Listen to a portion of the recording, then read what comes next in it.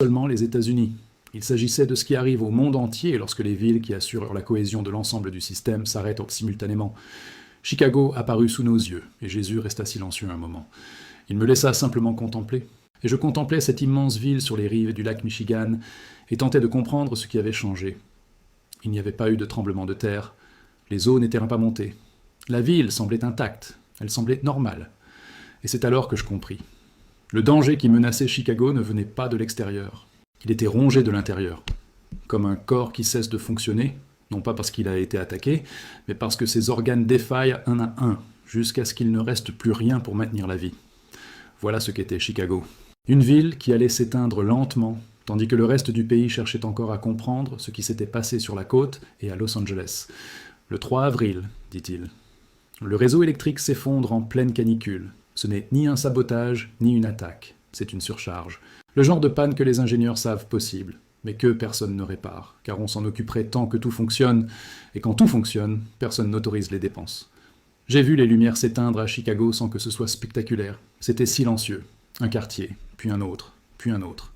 Comme quand on éteint les interrupteurs dans une grande maison avant d'aller se coucher. Sauf que personne ne les rallumerait. Sans électricité, les pompes à eau se sont arrêtées. Sans eau, la ville est devenue invivable en quelques jours. Pas en semaines, en quelques jours. Parce qu'une ville moderne n'est pas conçue pour fonctionner sans eau pendant plus de 48 heures. Il n'y a pas de plan B, il n'y en a jamais eu. Ce qui suivit fut ce qui me perturba le plus dans toute cette vision. Plus que les tremblements de terre, plus que la montée des eaux à New York. Car ce qui suivit Chicago n'était pas une destruction naturelle. C'était la réaction de l'humanité face à l'effondrement de tout système ordonné. J'ai vu des gens bien prendre des décisions qu'ils n'auraient comme jamais imaginées. J'ai vu un père briser les vitrines d'un supermarché, non par méchanceté, mais par désespoir. J'ai vu des voisins devenir des menaces les uns pour les autres. J'ai vu des communautés qui fonctionnaient en harmonie se fragmenter en quelques heures à l'arrivée de la pénurie. Et Jésus se tenait à mes côtés, observant tout cela sans détourner le regard, et a dit « Voilà ce qui arrive lorsqu'une civilisation place toute sa foi dans les systèmes qu'elle a bâtis et aucune foi en moi. Lorsque les systèmes s'effondrent, il ne reste rien. Car les fondations n'ont jamais été posées, mais il n'y avait pas que Chicago. En observant la situation, j'ai commencé à comprendre que Chicago servait de modèle. C'est ce qui allait se produire à plus petite échelle dans des centaines de villes à travers le monde, lorsque la chaîne d'événements qui avait débuté à Los Angeles le 25 mars atteindrait les systèmes qui relient tout. Le Brésil en ressentirait les effets sur son économie, l'Europe sur son marché, l'Asie sur sa chaîne d'approvisionnement, car le monde moderne est construit comme une toile, et lorsqu'on tire sur les fils du centre, ceux des bords perdent la tension qui les maintenait en place. Je n'y avais jamais pensé de cette façon. J'ai passé des années à travailler dans la logistique, dans les chaînes d'approvisionnement, dans les itinéraires de livraison, sans jamais prendre le temps d'avoir une vision d'ensemble. Je n'avais jamais réalisé à quel point tout était interdépendant. Jésus me montrait non seulement ce qui allait se briser, mais aussi pourquoi. Et la réponse n'était pas géologique, mais spirituelle. Voilà ce qui arrive à la Babylone moderne, dit-il. Et le mot Babylone, dans sa voix, n'était pas une métaphore théologique. C'était un diagnostic. Des villes qui avaient appris à compter sur leurs propres forces. Des nations qui avaient bâti des systèmes si sophistiqués qu'elles avaient cessé de ressentir le besoin de quoi que ce soit d'autre. Une civilisation entière qui avait troqué sa dépendance à Dieu contre sa dépendance aux infrastructures. Et les infrastructures les finissent par s'effondrer. Elles finissent toujours par s'effondrer. La question n'a jamais été de savoir si elles s'effondreraient. La question a toujours été de savoir ce que les gens trouveraient de l'autre côté de la crise. Ceux qui avaient bâti la foi ont trouvé la foi. Ceux qui n'avaient bâti que des systèmes ont trouvé le vide. Et le vide, en temps de crise, ne reste pas vide longtemps. Il se remplit de désespoir, de violence, de la première solution qui se présente. J'ai vu Chicago disparaître lentement et j'ai pensé aux personnes que je pouvais prévenir, aux familles qui avaient encore le temps de partir. Ceux d'entre nous qui y vivraient avant le 3 avril auraient la possibilité de faire un autre choix.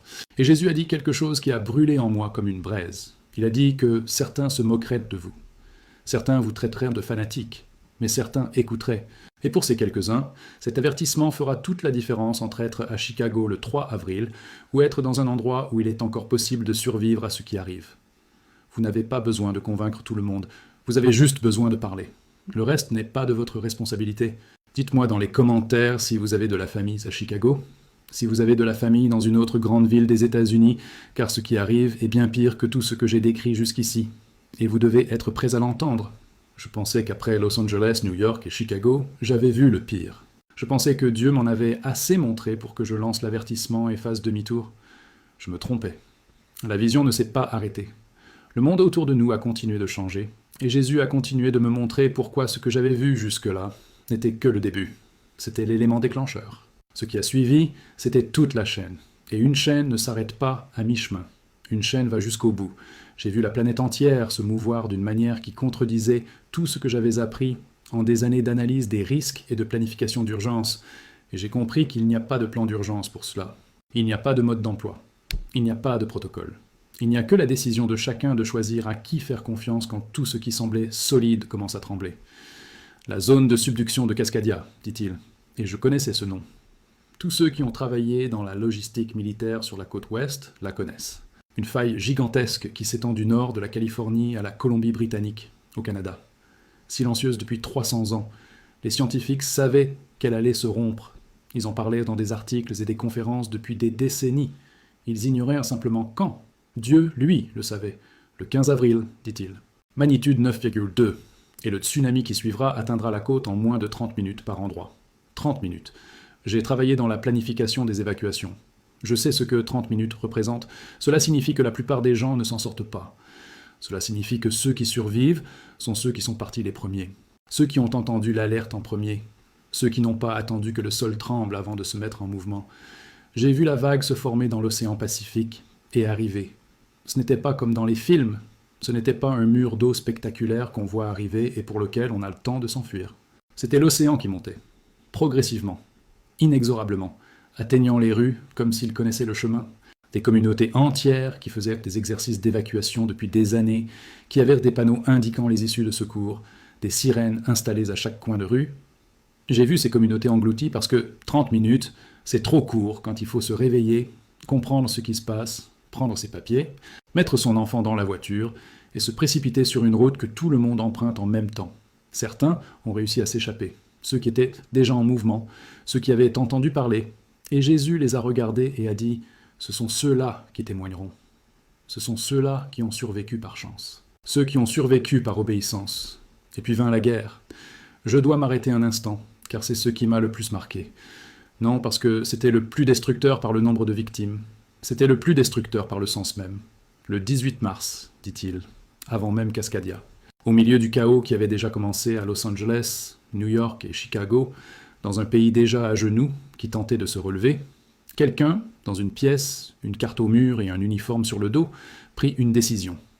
Il décida que l'Iran était responsable des attaques contre les infrastructures électriques. Je ne sais pas si c'était vrai. Jésus ne me l'a pas dit. Ce qu'il m'a montré, c'est la certitude dans les yeux de ces hommes. Cette certitude dangereuse qui apparaît lorsqu'une décision est déjà prise et que l'on recherche non pas la vérité, mais une justification pour agir. Les États-Unis ont attaqué l'Iran, et l'Iran a riposté. Ce qui avait commencé comme une opération militaire s'est transformé en guerre.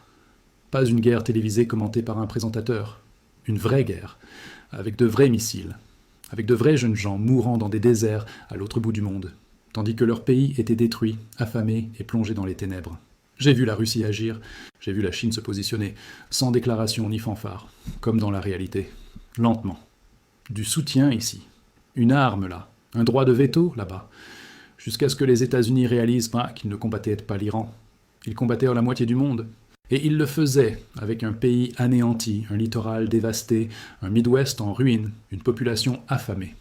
Et le monde entier a commencé à se diviser, chaque nation choisissant son camp, chaque alliance mise à l'épreuve. Le Brésil est sous pression, l'Europe est fracturée, l'Asie est en pleine réflexion. Ce conflit n'est pas resté cantonné aux États-Unis, il a touché le monde entier. Et il a touché le monde entier très rapidement. La guerre a dépouillé un pays déjà exsangue de ses maigres ressources. J'ai vu le gouvernement américain envoyer du carburant au conflit, alors que